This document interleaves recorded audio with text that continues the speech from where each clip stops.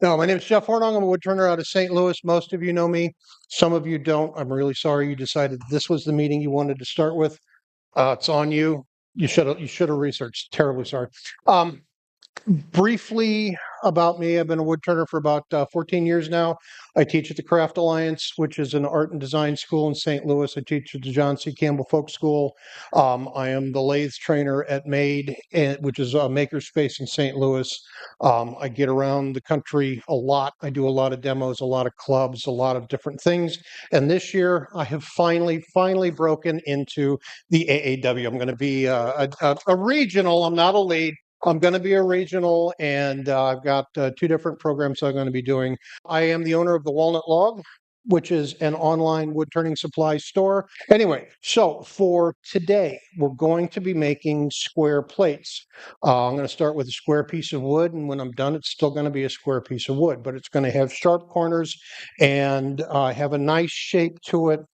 It's kind of what we're doing. Do you have a overhead? Yeah, the overhead? You want to go to the overhead? Straight cam is fine. I'll pass these around. You guys can look at this. Basically, what I'm doing is I'm taking a square piece of wood and I'm making a square plate. This is not a difficult process. It's a technical one. You need to keep your fingers away from the spinning corners of death. It hurts a lot. I have researched this thoroughly. Do not do what I did. Learn from my experience. I did this for you guys so that you wouldn't stick your fingers in. There's a couple of tricks that I'll show you that maybe you weren't thinking about in order to maintain these nice, clean, crisp corners. And we will go from there. So this is actually something, a practice piece for ornamental inlay. I will be at the Ornamental Symposium, which is being held at the same time as SWAT in Waco, Texas. And I will be downstairs with the ornamental turners demonstrating a couple of things, and one of them is ornamental inlay. So if we can pass this around. All right. And people say, well, what do you do with it? What do you do with the square plate? Well, lots of times you can just use it as a plate. Now, granted, what I'm doing has a very small foot, so it does get a little weeble wobble if you put too many things on the outside, but maybe two potato chips right in the middle or five Skittles. It'll hold five Skittles very well. This particular piece is a technique that I do. I'm simply using a plug cutter and drilling a hole or series of holes through my blank before I turn it into the square, so it's still in block form. And I use a plug cutter of the same size as my drill bit, and I drill out plugs of contrasting wood and then glue those into the blank before I do my turning. Can you do it after? Yes. Does that make it exponentially more difficult? Also, yes. The more you can do to your form before you turn it into a turning, the better off the entire project is going to be. The other thing that I like to remind people of when I'm doing a project like this is technically winged turning. So if you've had any desire to do anything, a bowl with wings or a shaped plate of some sort, I do a lot of heart-shaped plates. Cut your heart shape first before you turn it. Use these techniques to turn your shaped pieces.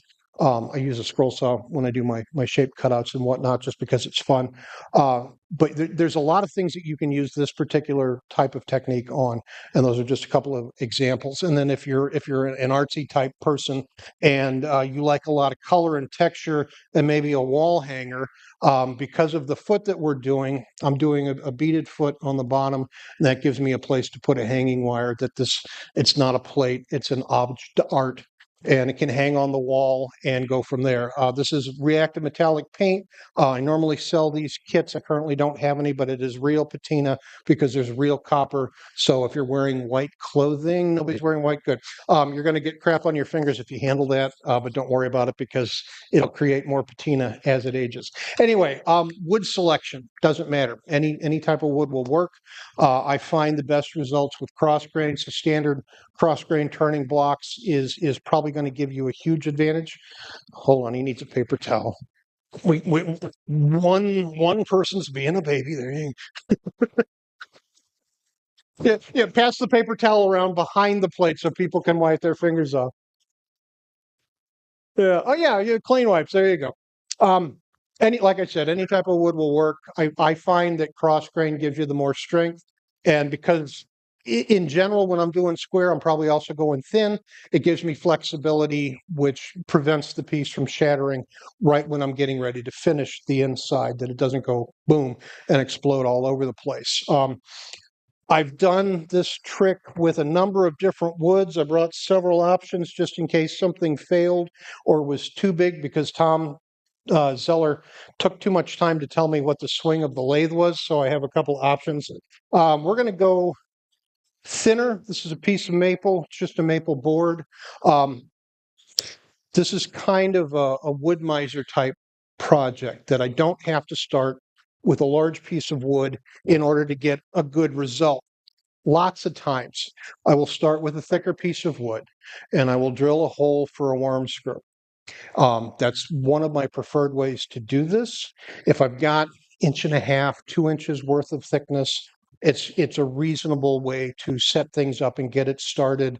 That way I can truly finish the entire bottom before I flip it around and put it in the chuck.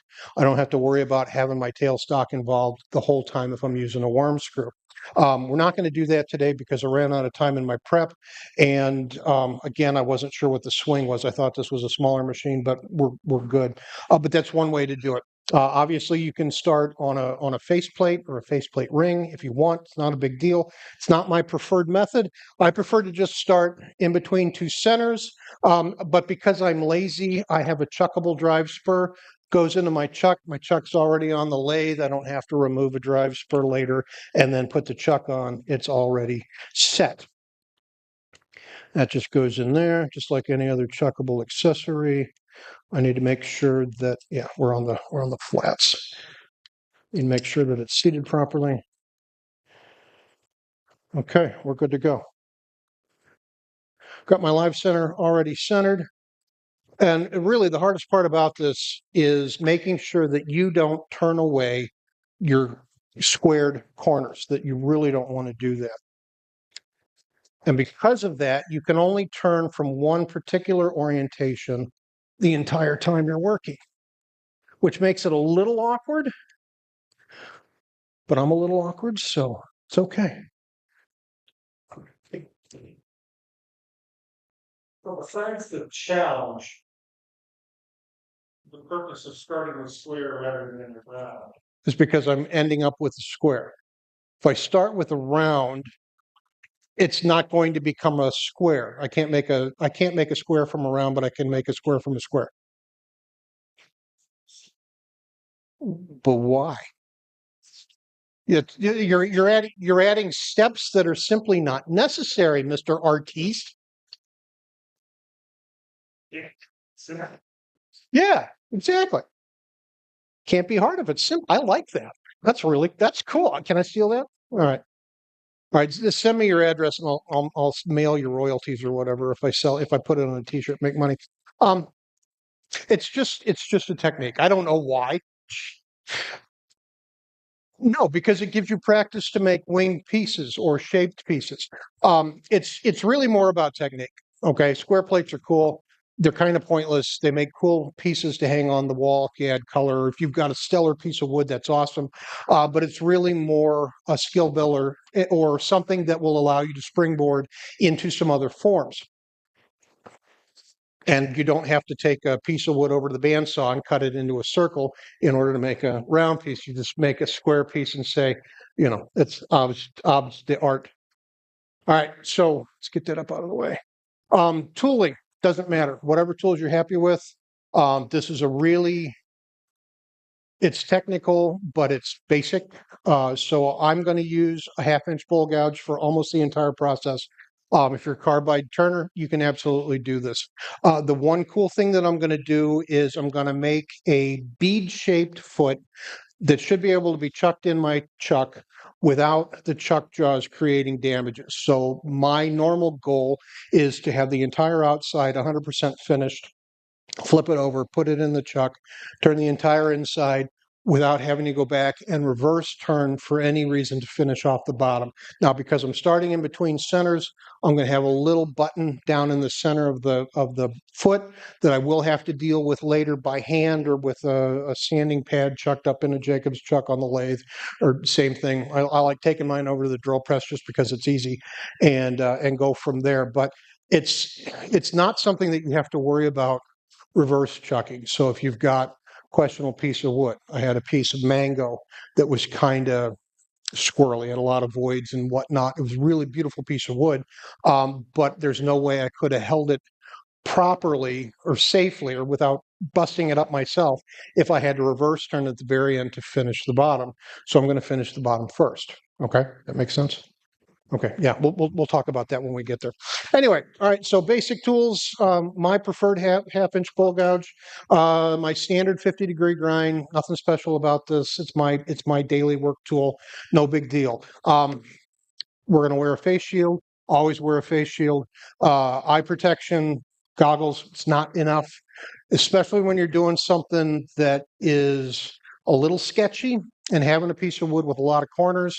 You do run the risk of having chip outs. Yeah, you guys are fine. Okay, there's a path right there. You guys have watched me before, haven't you? All right. That's not a bad thing. But things can go flying and the things can go sideways. Keep that in mind. Face shield's going to protect your face. It's all I have to work with for the rest of my life. I'm not taking any chances. The other thing that I need to do, if you've watched me demonstrate before, I normally don't talk about what speeds I'm running. I have a tendency to turn faster than the average turner because that's where I'm comfortable turning. And when I'm teaching my classes, I will tell my students turn at a speed which you're comfortable. I'll give them high limits. Don't go over 900 RPM or 1100, depending whatever we're doing on something like this, because the solid mass of wood is a couple inches inside of each corner. I'm going to have contact, void, but it's going to be going round and round. The faster the piece is turning, the more solid wood I'm going to have in contact with my tool, which means I'm not as likely to make pressure caused issues. I'm not going to shove the tool into a void because the piece is turning slow.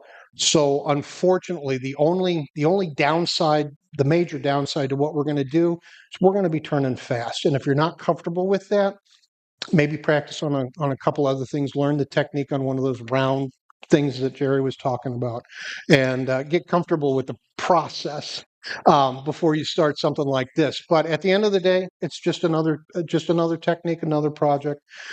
Somebody wake Ken up.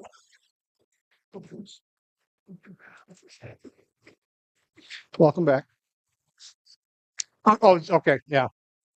All right. So, and obviously, I'm standing off to the side when we're starting up. I'm looking for vibration, but everything's pretty solid. All right, so I'm running about 1300 RPM. And again, this is not something I normally share. If I was at home and this wasn't a live demo, I'd be 15 to 1700. I'd probably be a little bit further offside for the first couple of cuts. But you need that speed to make the cutting process more simple. All right. So I'm going to take a couple of cleaning passes. I'm just drawing back. I'm doing a pulling scrape. I simply want to get a decent surface on the outside here.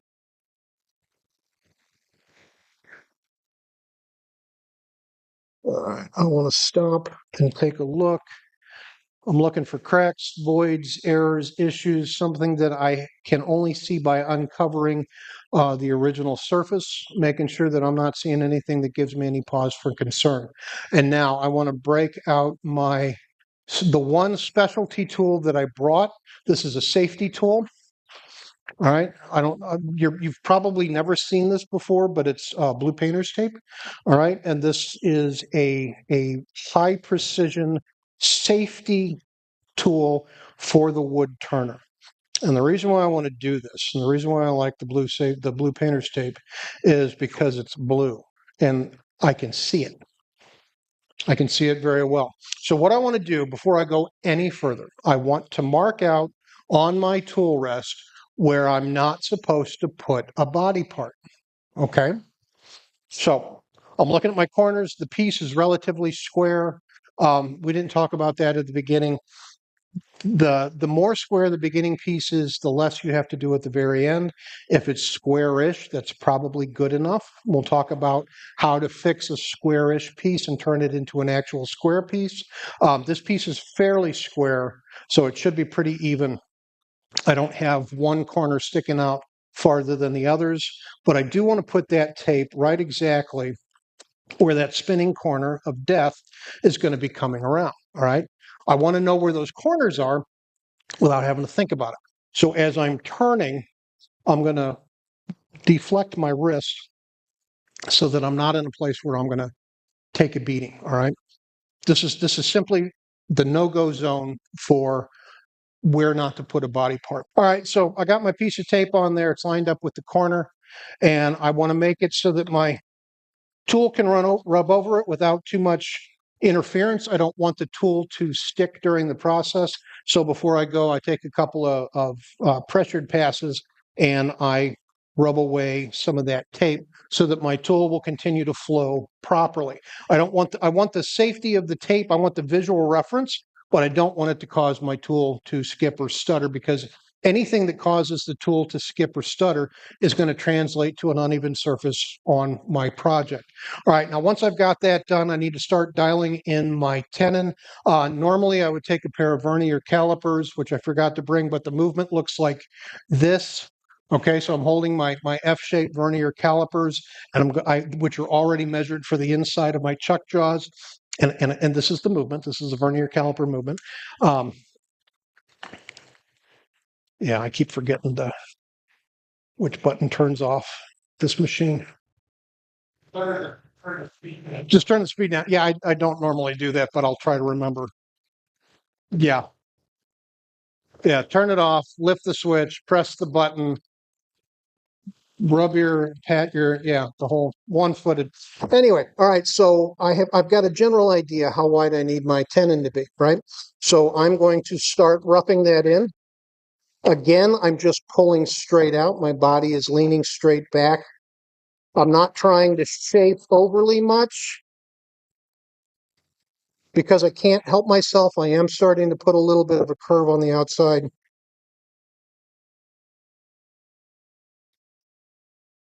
I'm not worried about quality of cut at the moment. I'm worried about getting my foot dialed in.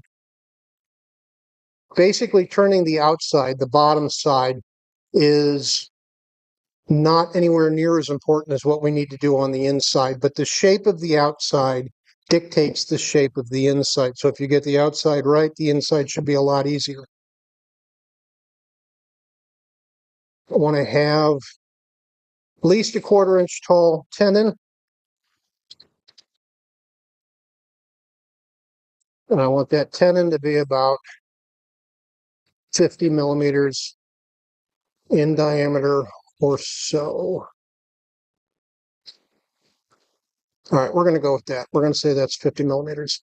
All right, so I've roughed in my tenon. I'm going to go ahead and finalize the outside shape. Because I'm scraping, I can move in both directions if I want. All right, I'm starting to get a little bit of a gap, a little bit too much gap, which is causing me to get kind of a valley, a little undercut right here, where I'm transitioning from the solid wood to the hit and miss corners. I want to angle my tool rest, making sure that the safety tape is still lined up with my corners. There's a lot of checking that tape involved in this process. And get my speed back up. All right, now I'm going to start from the outside, and I want to start dialing in my shape to final. And because it's already roughed and because it's cross grain, I can cut the other direction if that gives me any advantage. Let's talk about that real quick. Okay, so I don't know if you guys can see it on the video, but as I'm looking at it, I'm seeing a ghost form, right? When it's going round and round, I can see the curve developing in real time. Because of that, And because of the safety tape, I know where my starting point is. So if I'm going to do a push cut onto that unsupported corner, I know exactly when the tool is going to make contact with that spinning surface. This is also one of the times when I would probably use what I call a rolling cut. And this is something that I teach my students. Basically, my bevel is pointing in the direction that I want to cut. It's at a slight angle because I've got a little bit of a curve going on this outside form. And I want to roll my tool. I want to roll that edge onto the surface of the wood, which will give me an enormous amount of control and give me the ability to cut a millimeter or two worth of wood, which will provide the bevel support that I need in order to ride that cut further up the piece of wood. Yes, technically I'm cutting uphill on a cross-grain piece, but because it's a wide, shallow curve, it's probably not going to cause an issue. I will do some finish cuts with a different tool if necessary. The way it looks right now, it's going to be necessary, but this is just a really good way to get the shape. Now, because I've already started rounding that outside surface, I'm not as likely to chip out my corners at this point. If I were to have started the process with a pushing cut on that squared original block, run a high risk of chipping out my corners because it's just a very aggressive situation. Since I've already created a curve, I've got a little more fiber support from the wood itself. It's not as likely for me to tear out those corners. And realistically, as long as it's not a huge chunk, you can dial that in or sand it away at the end. So don't, if you were to tear out something from the corner, which is usually caused more by the direction of the grain of that particular piece of wood that you happen to be working with, and not as likely to be something that you caused, you can sand it out and fix it without any issue. So don't let that freak you out. All right.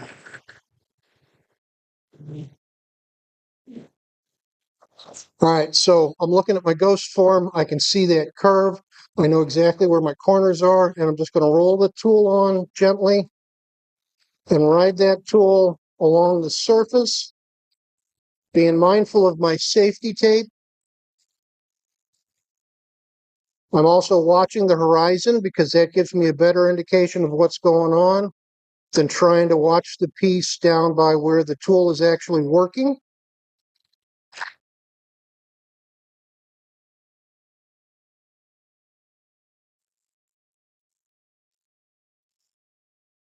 I have a lot of downward pressure with my top hand, which again is giving me an enormous amount of control.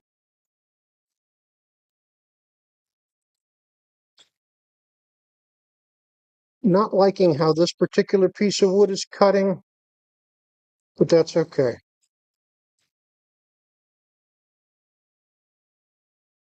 All right, so I'm still ending up with a lot of ins and outs, a lot of dipsy doodles. My corners are really nice, but moving forward, I'm having a lot of odd cuts. I'm also getting some tear outs. So the wood doesn't like the push cut with the gouge, which is fine. But we learned that. Sometimes it works, sometimes it doesn't. Sometimes it cuts beautifully, sometimes it cuts erratically, like we have here. If I was on that worm screw, I could get my tailstock out of the way. I could do a proper pushing cut, cross grain, and probably get a really nice cut. Can't do that because I started in between centers. What I can do is I could switch to a finishing type tool. Remember, every time you move your tool rest, line up those corners so you know where not to go. So I've got a carbide tool with a W cutter. I can roll this cutter up on a 45-degree angle, see if that doesn't give me a slightly better surface. I'm not going to spend a lot of time futzing around here, but finishing cuts are kind of important for something like this because it's square, I don't want to spend a lot of time sanding either.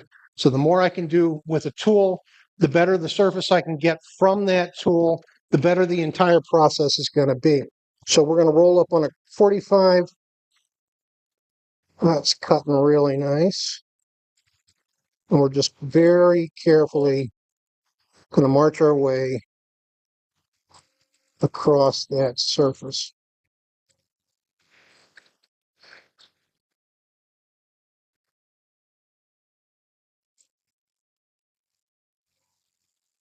I could use a negative rake carbide. I could use a standard negative rake scraper. Depending on what the wood's doing, I might decide to try a standard round nose scraper, just whatever finishing tool it takes to get me the best surface off the tool. That's what I want to do. All right, I'm not going to focus on that anymore. I could keep working on this to infinity and beyond, and it still will need a little bit of help. But we want to talk about the rest of the project. Let's pretend that this is super smooth, and I've done some finish sanding on that, and I'm really happy. I'm not, but let's pretend. All right, the next thing that I want to do is I want to make that beaded foot. So I'm moving my tool rest right back in, and I'm going to go to a standard detail spindle gouge. Now, spindle gouges can be used on cross-grain material without any issue. Realistically, I've tried using a beading tool, an actual dedicated beading tool to do this. There's just not a lot of clearance in here. I would need my tool rest to be able to go parallel to the lathe, which means I'd have to get my tailstock out of the way, yada, yada, yada, worm screw. It's not worth it. A detailed spindle gouge. And working this slightly different than you would if you were rolling a bead on a piece of spindle work. What I'm going to do is I'm going to take that structure, and instead of trying to make a bead, I'm going to make two half beads or two almost half beads, two constructs that kind of look like they are half beads, which should make a whole bead at the very end. So the first thing that I want to do is I want to take care of the part that's closest to the base of that plate. This is a little awkward because I've got to come in at an angle in order to keep my hand out of the way, but I would simply want to make an undercut with the tip of my detail spindle gouge. So I'm just making kind of a angled structure. Then I'm going to flip that tool around, sneak in with the tip of the tool again, create an undercut, which creates the illusion of a round, okay? And then I'm simply going to flip that tool over, and I'm going to do a pulling cut over the top surface to create the opposite half round. This is technically a tenon. I am technically creating a dovetail. Technically, there's a lot of stretching involved in the concept here, but when we're done and it's sanded, it's going to look really nice. You saw the three pieces that went around. The finished foot is a pretty clean thing. And then the other thing that I want to do is I want to round over on the very bottom, that inside section, and finish that look of an actual bead. So I've got a rounded form. I've got a little groove that my chuck jaws will sneak inside. It's not very tall. I don't need a lot of tenon height. And then I have undercut the bottom and kind of rounded that edge. All I'm doing is creating the illusion. All right. I'm not making a bead. I'm creating the illusion of a bead, but that's my tenon. I've technically created enough of a dovetail that my dovetail jaws should hold this piece without any issue. And if my diameter is close enough, I think it's a little bit on the big side, but if my diameter was close enough to that 50 millimeter size, I would not have any chuck jaw damage on that foot, and I wouldn't have to fix it later. All right. Anyway, so sand, sand, sand. When I'm sanding on something like this, I don't want to sand it while it's spinning. Or if I sand it while it's spinning, I only want to sand the solid parts. I don't want to sand these corners while the piece is rotating because I will inevitably round them over and then they won't be crisp and squared when I'm done. Everything that I'm doing is trying to stay away from the corners because that's what creates that final look, okay? I might use a hand sander at this point, do a little power sanding in here, use my spindle lock the spindle in place and use a hand sander and just go, yeah, I'm going across the grain, but I don't care.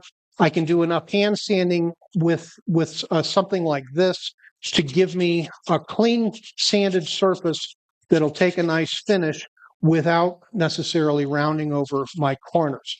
Don't power sand your corners. Don't sand your corners when the lathes are on it. You'll screw up the corners.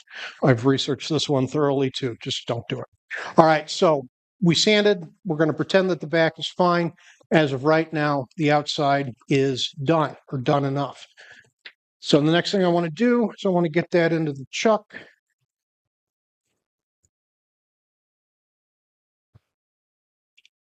So chuckable screw, chuckable, what you call it, comes out.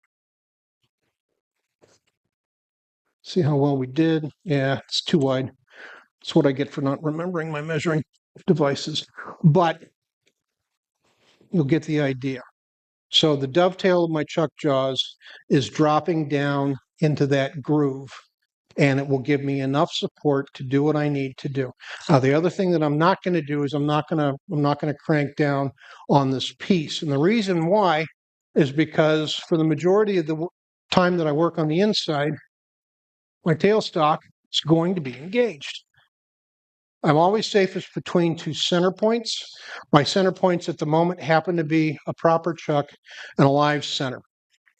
Because I'm holding on a very small holding point, because it's not a substantial holding point, I don't want surprises, especially in here. If I get a surprise, it's going to be down there. So Ken, you might want to move your knee. You've watched me before. That's awesome. All right, now we need to start paying attention. All right, so I'm going to line things up, corners of death, the whole bit. Now we need to start moving in a very specific order of operation. There's things that you can do, there's things that you should do, there's a couple of things that you shouldn't do, and we'll try to cover all of that. What I want to do is I want to start dialing in my thickness, and I need to get to a certain point before I can see what my thickness is across the entire diameter of that particular piece. So I'm going right back to my standard bowl gouge.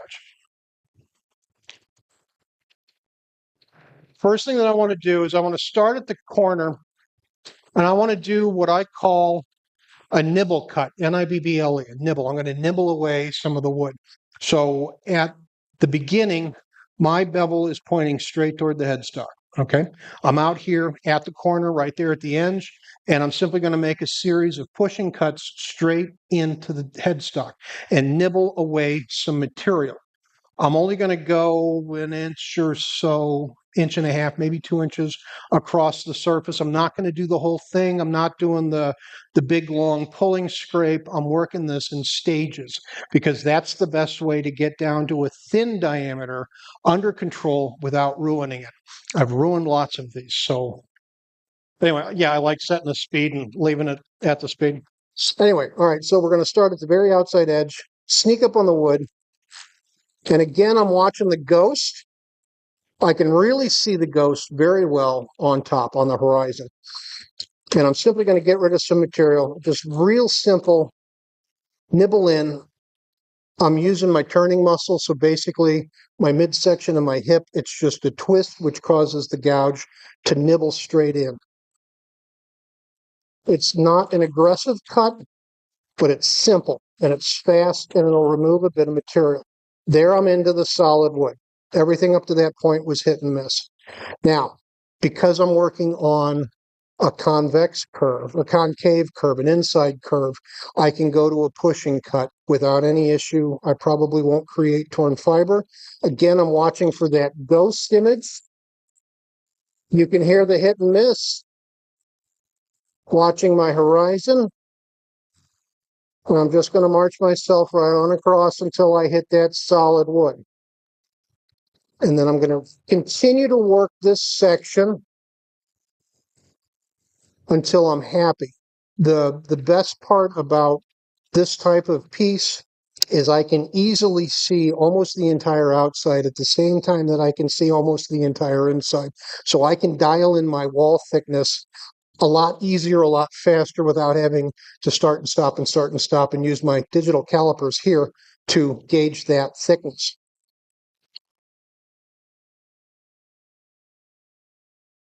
I will, however, stop and check, mostly because I'm trying to verify whether or not I've gone past the spinning corners or if I've gotten into the solid wood yet.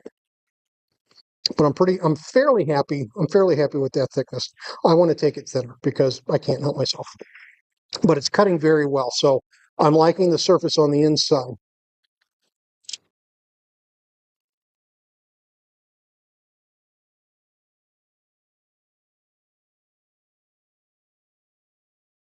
And really, the only other thing that you need to be mindful of is to make sure everything that you do is lateral. It's going across.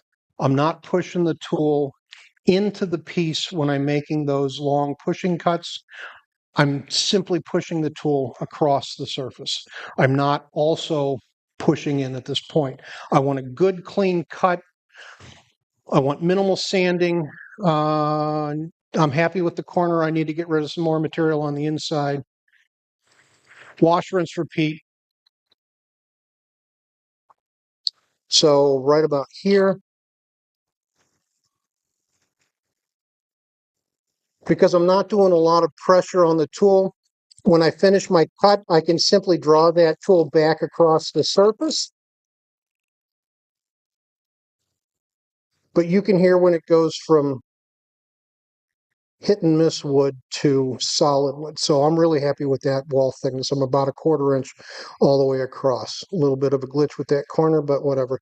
All right, so if I wanted to, I could switch to a finishing tool, my negative rake scraper or my finishing carbide that I brought with me, and I could finish turning that section before I remove any of the other material. And the reason why I would want to do that is because I'm going thin. Everything that I expose to finish thickness is becoming more flexible. This part, that's not flexible. This part, I could push that enough with my thumb to make it move. There's no way I could make the center section move. So I want to finish as I go. The next round of material will cause these corners to become really flexy and bendy. So I want to finish that surface as I progress. I might not sand it, but I would definitely hit it with my finishing tool at this point before I moved on. There's not a lot of room for the finishing tool that I have, so I'm not going to do that yet. I might pay for it later, or you guys might pay for it when, boom, things start going. All right, back to the nibbling. I got a general idea of where my final thickness needs to be, so I'm just going to march across the surface and remove another bunch of unnecessary wood. I'm just pushing straight in towards that headstock.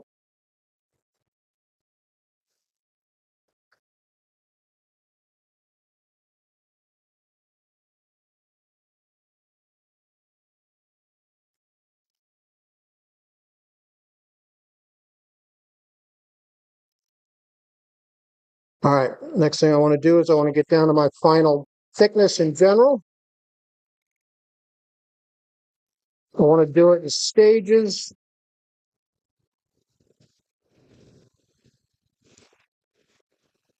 Blend in my seam. Keep your fingers out of the way. Okay, pretty happy with that. It's a little thick right here, that last little 1/2 inch or so. It's a little thick, so I want to go back in.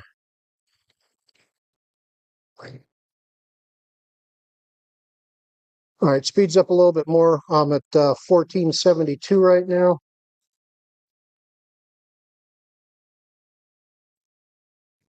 Pretty happy with that. I go back to nibble. Before I go any further, I want to finish this last section.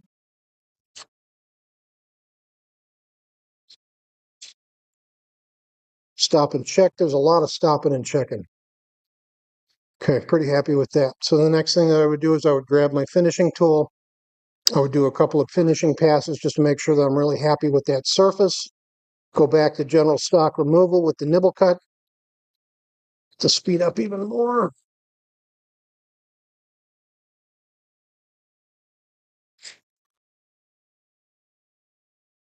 The deeper across you get on your piece, the more you need to pay attention to that blue tape and where your arm is. All right, that's why this is one of the few times that I'm concerned about having shavings pile up, is because I won't be able to see the tape, and I don't want to jam my arm into that in any of those corners.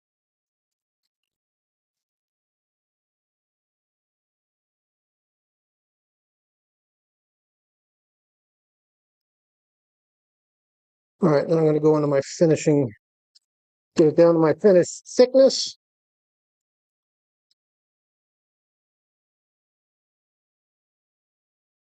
Stop and check.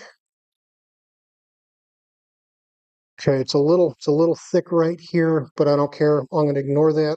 Normally, that would annoy the crap out of me. This is a demo piece, so I'm not gonna focus on that at this time. Um, Realistically, I'll probably take it back to my shop and get a smaller negative rake tool and dial that all in later. But as you can see, I'm able to flex that pretty well. If I can flex it with my thumb this way, I can absolutely flex it the other direction with my tool if I'm pushing against that surface with any amount of strength at all. And if you need to tell yourself lateral, lateral, or cut across, or don't push, then do so. Pushing the tool in the wrong direction will only cause a problem, major problem. Things will break and go flying. All right, let's get rid of some more of this material. See if I can speed up this just a little bit. I want to get as close as I can. I want to remove as much as I can before I remove my tailstock.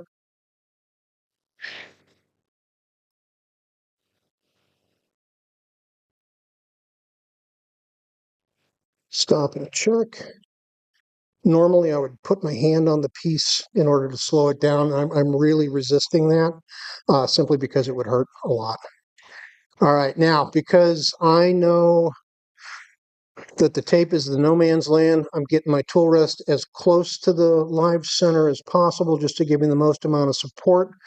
Because I'm also going in at an angle, I'm spinning this by hand before I turn it back on so that my corners don't impact on the tool rest. Apparently it was too much for them. All right, this is a little awkward because of the spinning corners, but I really want to remove as much as possible with the live center engaged.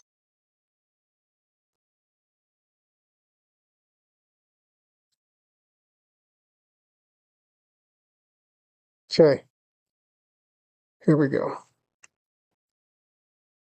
Are you ready? All right, for those of you that don't know or don't remember, anytime you remove your tailstock and you've got a big pointy bit in the end, take the big pointy bit out before you do anything else, especially if you're working on a standard or a short bed. One of my lathes has got a 44-inch long bed, so I can move everything to the far end, and unless I do something really stupid, I'm not going to impale myself, but I have impaled myself plenty of times. Again, I research these things for you. All right, so I'm positioning the piece so that the corners are on the outside edge of that tape. The tape is still relevant, still giving me protection. I want to make sure that everything is locked down super tight because I'm working on the inside center. I'm not working on the corners. I don't have to run this as fast. I'm not as worried about it. He is, I'm not. And I just need to remove the last little bit. Now, I'm going to move slower. I'm going to use less pressure because I'm relying on, I don't want to say it's an inferior hold because it isn't. It's a really good hold, but it's not the strongest or the best hold that it could be. It's a little sketchy. So I'm not being aggressive here. I'm simply taking my time, nibble cuts everything here to remove the bulk of that material straight into the headstock. So I'm preventing the piece from being pried out of the chuck jaws until the very last, when I do my final finish cut. Pay attention to the blue tape. All right, pop the pimple right there at the end, and there you go. So now there's a little bit of a mound in there. I can go back with my finishing tool. I can do some cleanup on that. Realistically, I'd want to angle this in just so that my tool rest is slightly beyond the center, but my corners are still lined up on the tape. No, I need to move that back.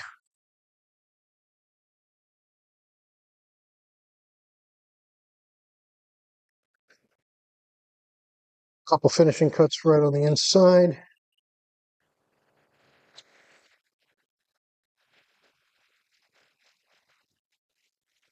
super light. Not going to go very far because I don't want there to be an issue in real time in a demo.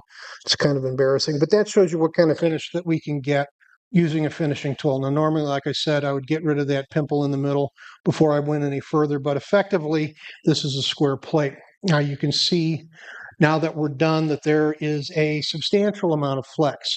If I went any thinner, which sometimes I do, there's even more. So I don't want to spend a bunch of time working on that surface, especially not pushing in, because I can cause a problem. If it flexes one way, it will obviously flex the other direction. Now, the rest of the time, the rest of the project, I would sand on the inside surface, no problem. I would hand sand my corners just like I did on the outside. Now, what happens when it comes off the lathe? I did not sand any of my outside edges. That's all straight off the saw, or it's sawmill cuts, it's original cuts. I did not do any processing beyond cutting this into a square block.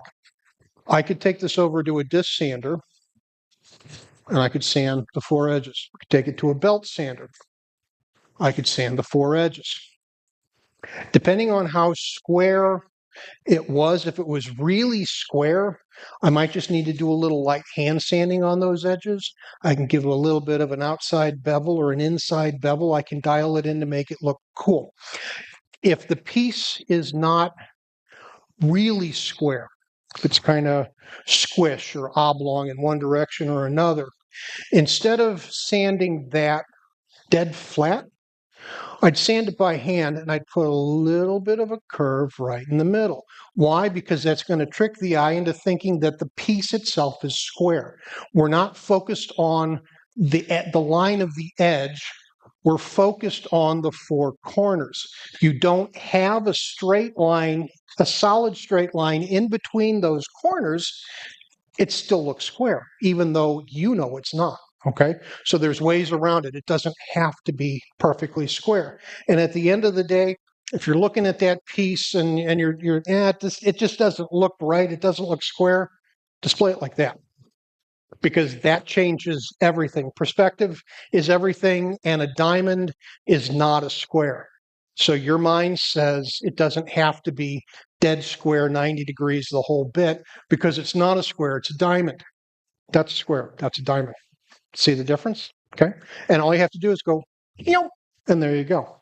All right. Any questions about the process? And again, like I said, I'd go back and I would deal with this by hand, or I'd get a Jacob's chuck and a sanding pad, and I'd sand that off at the lathe. Or for me, I prefer using the drill press because that's easier for me to control.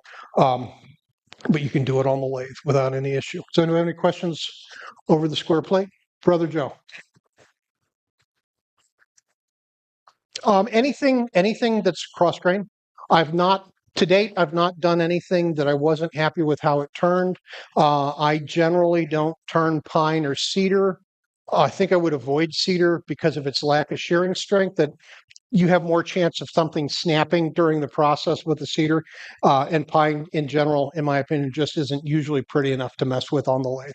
But anything else, it's a really good technique to do with exotic, something with a lot of nice grain, or do plain maple and put color on it, or do plain maple and do the plugs on it for interest. All right.